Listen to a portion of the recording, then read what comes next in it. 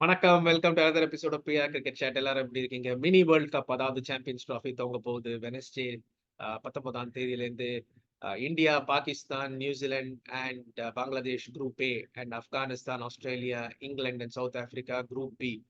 So India பார்த்தீங்கன்னா முதல் match பங்களாதேஷோட. இது ஃபார்மேட் எப்படின்னா, அஹ், எல்லா டீமும் 3 மேட்ச் ஆடுவாங்க. டாப் 4 செமிஃபைனல்ஸ், ஃபைனல் 5 மேட்ச் தான் எல்லா டீமுக்கும். ஸோ நீங்க ஆக்சுவலி பார்த்தீங்கன்னா, நீங்க 2 மேட்ச் ஜெயிச்சான்னா செமிஃபைனல் போறதுக்கு நல்ல வாய்ப்பு இருக்கு. அதுக்கப்புறம் 2 மேட்ச் தான். ஸோ நீங்க 4 அவுட் ஆஃப் 5 மேட்சஸ் ஜெயிச்சா கூட கப்ப ஜெயிக்கலாம். ஸோ இது அந்த மாரி டோர்னமெண்ட் இது. யார் வேணாலும் செமிஃபைனல்ஸ் வரலாம். யார் வேணாலும் கப் எடுக்கலாம்.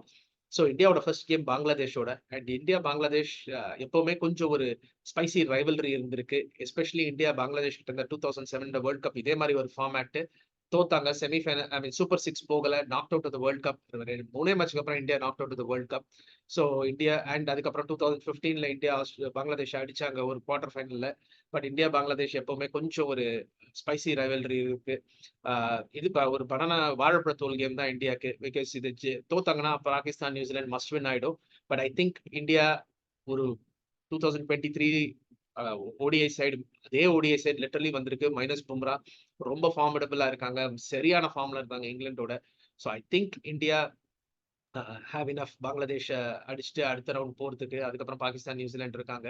So I think one of the semifinalist in this குரூப்பே வந்து இந்தியாவா இருக்கும். இன்னொரு செமி ஃபைனல் எனக்கு என்னமோ ஒரு ஃபீலிங் பாகிஸ்தானா இருக்கும் அப்படின்னு. ஏன்னா நியூசிலாந்து வந்து 2 வாட்டி பாகிஸ்தான் அடிச்சிட்டாங்க இந்த ட்ரை சீரீஸ்ல. 3வது முறையா சந்திக்கிறாங்க. ஃபர்ஸ்ட் மேட்ச் சாம்பியன்ஸ் ட்ராஃபில. அந்த மேட்ச் பாகிஸ்தான் ஜெயிச்சாங்கன்னா அவங்களுக்கு ரொம்ப நல்ல வாய்ப்பு இருக்கு செமிஃபைனல்ஸ் போறதுக்கு. அந்த மேட்ச் தோத்தாங்கன்னா பாகிஸ்தானுக்கு ரொம்ப கஷ்டம். ஏன்னா சண்டே இந்தியாவோட தோத்தாங்கன்னா தேர் அவுட் த கப். ஆனா நான் சொல்றேன் இந்தியா, பாகிஸ்தான் குரூப் ஏலேருந்து வரப்போறாங்கன்னு. நம்ம இந்தியா பத்தி பேசுறோம்னா, பேட்டிங் சரியா இருக்கு. நல்ல ஆல்ரவுண்டர்ஸ். போலிங் பும்ரா இல்லாம கொஞ்சம் வீக்கா தான் தெரியுது எனக்கு. Once in a generation bowler இந்த பும்ரா. அவரோட நீங்க ஒரு ஐசிசி டோர்னமெண்ட் போனீங்கன்னா, அந்த வேர்ல்ட் கப்ல காமிச்சாரு. T20 வேர்ல்ட் கப்ல எந்த டைம்ல இருந்து வேணாலும் அவர் கேம மாத்துவாரு. பும்ரா இருந்தாருன்னா நான் இந்தியாவ அப்சல்யூட் ஃபேவரிட்ஸ்ன்னே சொல்லிருப்பேன். பும்ரா இல்லாதனால செமிஃபைனல்ஸ் நம்ம அதுக்கப்புறம் செமிஃபைனல்ஸ், ஃபைனல்ஸ் அப்புறம் பிக் பண்ணுவோம். பட் செமிஃபைனல்ஸ் வருவாங்க.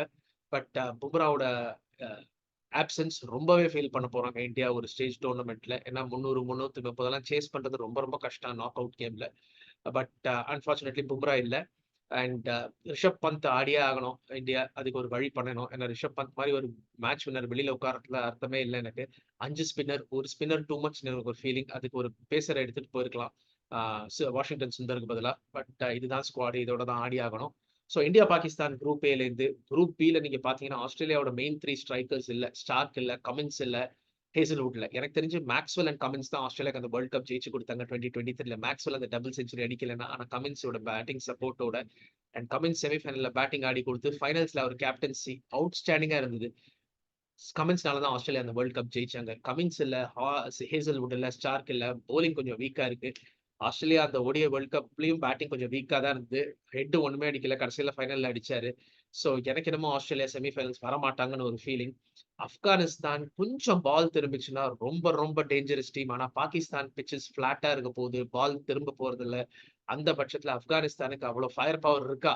இங்கிலாந்து, சவுத் ஆப்பிரிக்கா மேட்ச் பண்றதுக்கு தெரியாது. ஸோ எனக்கு என்னமோ ஆஸ்திரேலியா அண்ட் ஆப்கானிஸ்தான் அந்த 2 டீம்ஸ் வித் ஸ்டார்ட்டிங் வித் வரமாட்டாங்கன்னு தோணுது. இங்கிலாந்து, சவுத் ஆப்பிரிக்கா வருவாங்கன்னு எனக்கு ஒரு ஃபீலிங்.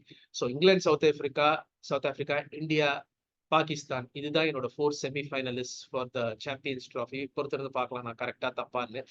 பட் ரொம்ப எக்ஸைட்டிங் போட்டிகள்லாம் காத்திருக்கு நமக்கு. Starting with Pakistan, New Zealand and of course India, Bangladesh on Thursday.